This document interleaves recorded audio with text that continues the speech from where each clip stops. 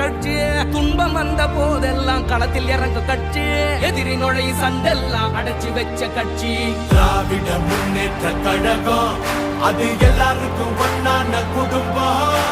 திராவிட முன்னேற்ற கழகம் அது வந்தாலே துன்பங்கள் விலகும். எந்த சாதாரண அரசரும் எங்களை ஆள முடியாது. இது தமிழ்நாடு.